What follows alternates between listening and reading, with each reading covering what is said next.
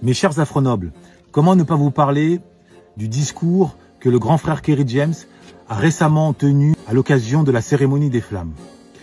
Un discours qui a beaucoup fait réagir. Et pour celles et ceux qui n'en ont pas eu vent, ouvrez bien vos oreilles. Qui prétend faire du rap sans déplorer la violence dans laquelle Haïti, ma terre d'origine, est aujourd'hui plongée? Qui prétend faire du rap sans s'opposer franchement à l'islamophobie politico-médiatique?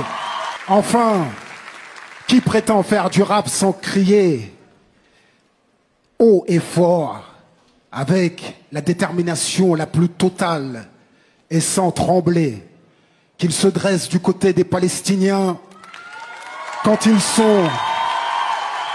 sont pillés, spoliés, affamés et contraints à l'exode. Voilà. Alors, concernant la forme, je ne vais pas m'attarder. On connaît Kerry James, c'est un chirurgien de la syllabe qui a le souci de la précision, de l'articulation et du silence comme personne. Donc là-dessus, rien d'étonnant, le niveau était très élevé. Passons à ce qui me semble être le plus important, le fond. En dépit de toute l'admiration poétique et de tout le respect humain que je voue à Kerry James, je ne vous cache pas que son discours m'a profondément chagriné, pour ne pas dire affligé et même sidéré, pour deux raisons.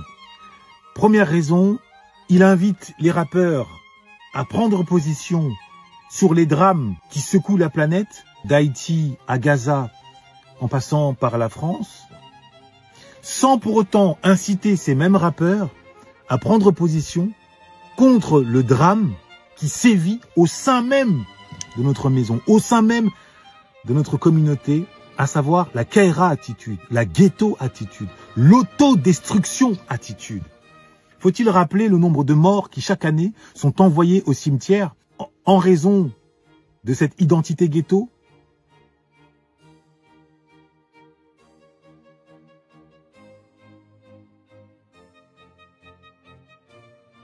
Faut-il rappeler le nombre de jeunes, 150 000, qui chaque année sont arrachés du système scolaire, toujours sous l'influence de cette Kaira attitude?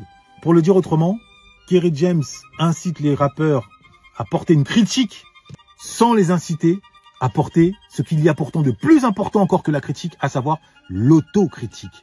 Et la deuxième raison à laquelle j'ai été le plus sensible, c'est que il a principalement utilisé dans son discours des verbes issus du registre émotionnel. Déplorer, dénoncer, crier. Alors même, qu'on le veuille ou non, que le monde est dominé par le registre rationnel. Ça s'appelle la science, ça s'appelle l'économie, ça s'appelle la politique. Et cette réalité du monde doit nous inciter à encourager la jeunesse à se retrousser les manches et à investir ce domaine rationnel.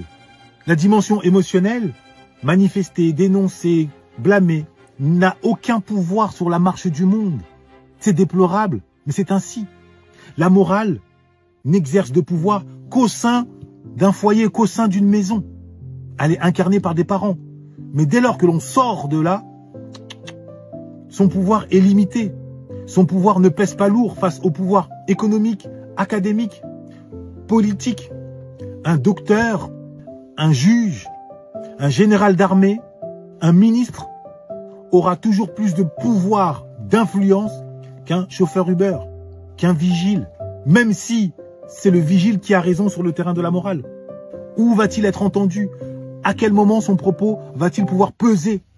Ce n'est pas en portant une pancarte dans la rue, fut-il entouré de 100, 200, 500 000 personnes. Non. C'est en ayant accès à la table des dominants, à la table des décisions. Alors, je ne dis pas que Kerry James n'a pas conscience de l'importance de la rationalité, des études, de l'entrepreneuriat, de l'élévation. Il en a déjà fait mention à travers un certain nombre de ses tubes. Je dis simplement que, à travers ce discours, il a oublié cette dimension qui pourtant est ô combien centrale. Et je me suis permis de venir combler cet oubli. Maintenant, je vous laisse le soin, mes chers afronobles, de me livrer vos impressions en commentaire. Noblesse oblige.